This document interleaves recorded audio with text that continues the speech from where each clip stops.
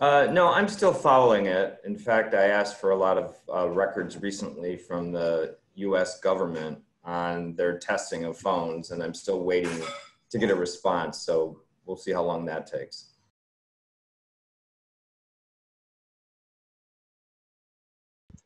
No, I think they're much more aware. I think there's a lot of debate in the United States and elsewhere about the dangers of cell phones. It's hotly debated. There are people on both sides of the issue, but one thing everyone wants to know is how much radiation is being emitted from these phones. And I don't think people really know that.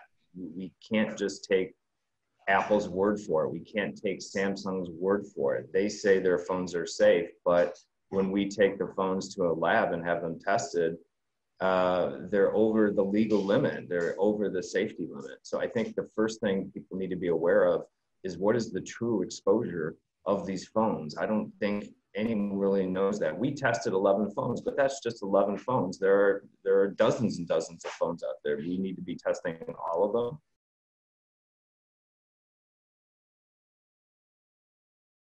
Yes, so we tested 11 phones and several of them came up over the legal safety limit. The iPhone 7 performed the worst, which is interesting because the iPhone 7 is one of the most popular cell phones ever made. And we tested several iPhone 7s. They all came up well over the 1.6 standard. It was all between 2 and 3. And not only was it over the legal safety limit, the iPhone 7 was double the amount of what Apple was reporting to the federal government. In order for the Apple to bring a new phone to market, it has to pass the certain tests, and they report a number. And what we found is that number was half as much as what they should have been reporting. Samsung was similarly high. It did better than Apple, but when at the 2 millimeter test, as if someone were carrying a Samsung in their pocket, that was extraordinarily high. And same with Motorola. They all did better at the 5 millimeter or 10 millimeter distance, but when you tested the phone as how people carry their phones, like this, if it's in your pocket, they were all failing the test. So all three major manufacturers here showed really high results.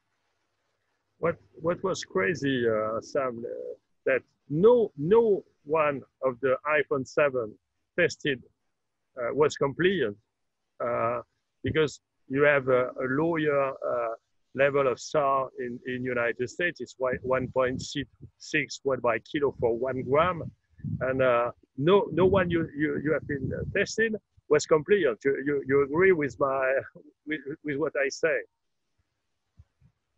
Yeah, I mean, the iPhone 7, we tested multiple phones. That was the first phone we tested. And in fact, it was my phone. It was the phone that I had. So I sent it to a lab out of curiosity to see how much radiation was emitting from my own phone. And when it came up high, I thought, well, I need to buy a brand new phone. So I went to the store and we bought iPhone 7s. And again, it was the same results. They were very consistent. They weren't all over the place. I think if the numbers were bouncing around, it would give me pause, but the numbers were consistently high. And then when I went to Apple and asked for a response, they said, well, you're doing the test wrong. I said, I'm not doing the test wrong. We're doing it exactly the way the government wants us to do the test. And they said, well, that's not how we do it. And I said, well, how do you do it? And they told me how they did it. We went back and we tested it the way Apple does it, and it was still high. And at that point, Apple said, okay, well, we're not going to talk to you anymore. So I have yet to test an Apple iPhone 7 that's in compliance. And I challenge anyone to go test an Apple iPhone 7. I think they're all over the legal safety limit.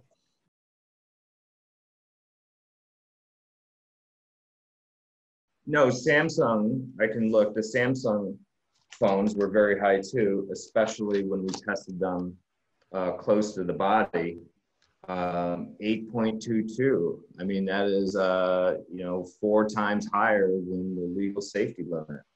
Motorola, very similar, over the limit. So those are very popular phones here in the United States and elsewhere. Again, testing well over the limit when held close to the body.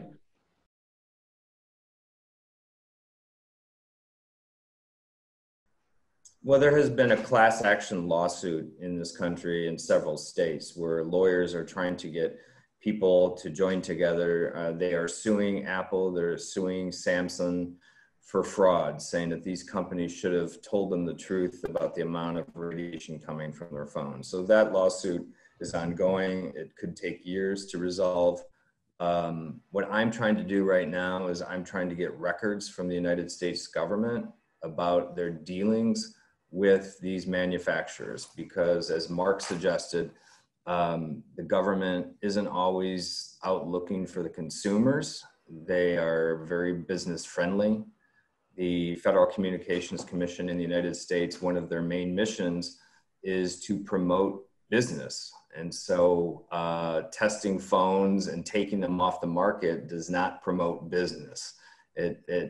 It's exactly the opposite of what they're sort of charged with doing. And that's the problem in the United States. There's not an agency that oversees cell phone use, and it falls through the cracks. And so it takes people like myself maybe and Mark to sort of step in and expose some of these problems.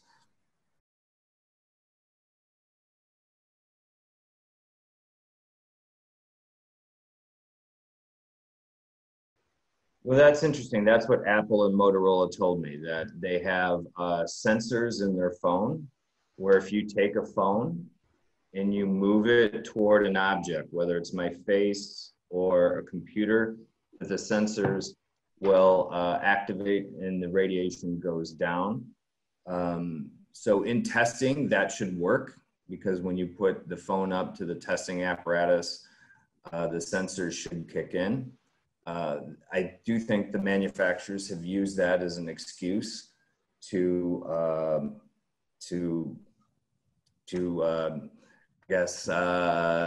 dispute the results, saying that we don't understand how their sensors work. But anybody should be able to go into a store, buy a phone, and have it tested. You shouldn't need any secret software. You shouldn't need any permission from Apple or Motorola. You should just be able to buy it off the shelf and have it tested. And that's what we did. Just like you buy a phone off the shelf and you start using it, and then you're exposed to radiation. So these companies saying that they have secret software and we don't know how to do the tests. I just think they're being evasive, and I don't think they're being truthful.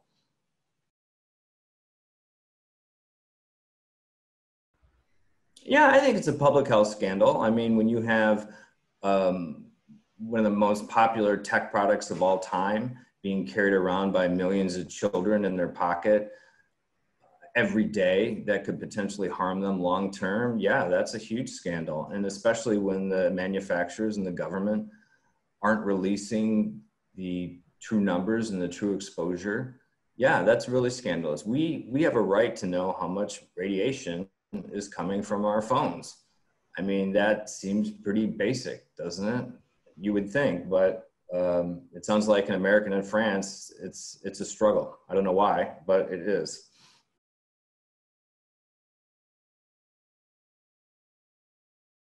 No, they just weren't entirely truthful. No, I'm just gonna say, I hope you continue your work, Mark. I mean, you're one of the few people in the world, really, who is doing this, who is pushing this issue and talking about cell phone testing and the results. And I think more people need to do that.